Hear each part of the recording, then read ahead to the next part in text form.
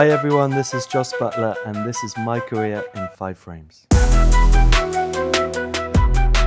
This is me at school with a friend Alex Barrow, who is also a professional cricketer, went on to play for Somerset. So this was straight after we had a really good partnership. We both opened the bag. Great memories. I loved my time at school. I was very lucky to go to a great school in King's College in Taunton.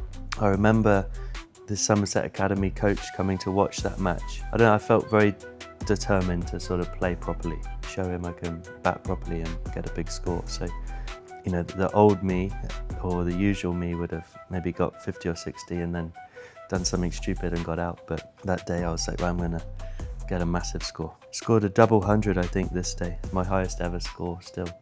One of the great days in my school batting career.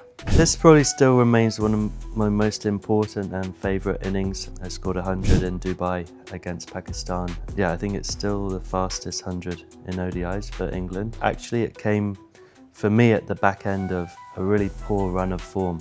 So the 2015 Ashes was just before this. I really struggled in the series with the bat. Went to Pakistan and played 2 test matches but got dropped after that. So the one-dayers were coming up just after, and I hadn't scored runs obviously for, you know, the best part of 4 or 5 months. And I remember sort of having those doubts, like, you know, one-day cricket's my thing. What do I do if I can't even score runs in one-day cricket? And the first game I didn't get many. Lost all confidence really, and this game came. We were in a great position in the match, and they moved me up the order and I could just sort of go for it and go for my shots, and it all came off and batted unbelievably well. You never know when you might have a great day, or tomorrow could be the day that you bat the best you've ever batted in your life, and there might not always be some telltale signs that that day is just around the corner.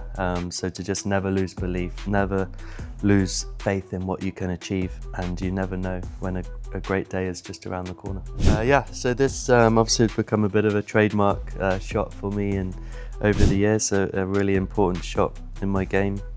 Actually, this game was at Lord's, my first ever ODI 100, I think, against Sri Lanka, so a nice picture. I've always sort of looked at cricket like, you know, try and hit the ball where the fielders aren't. I think it was Dilshan maybe in 2009, was sort of the Dil scoop and that kind of stuff, and, you know, I sort of started playing around with that and doing it in a different way, or trying to work out a way that I like to play that shot, because, you know, there's a huge gap between third man and fine leg just over the keeper, so that was sort of brainchild behind it. A bowler's worried about you playing that shot, he might have a different fielder in the circle somewhere else, and it gives you a few more options. So I've always wanted to be inventive and be able to score all around the ground, and this shot's become a big part of my game.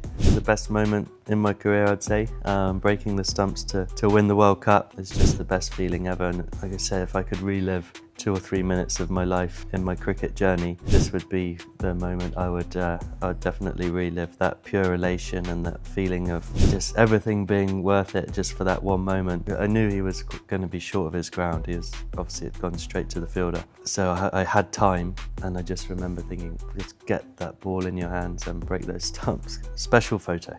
Yeah. Obviously, this is winning the T20 World Cup in Melbourne. By far my best day as an England captain. Had a few bad ones, to be fair, so this is a nice memory. And yeah, I just remember sort of going into that tournament sort of in a really good space with the team, and no great expectations, but I knew we had a really dangerous team. We played really well against Australia in the series, just leading into this tournament.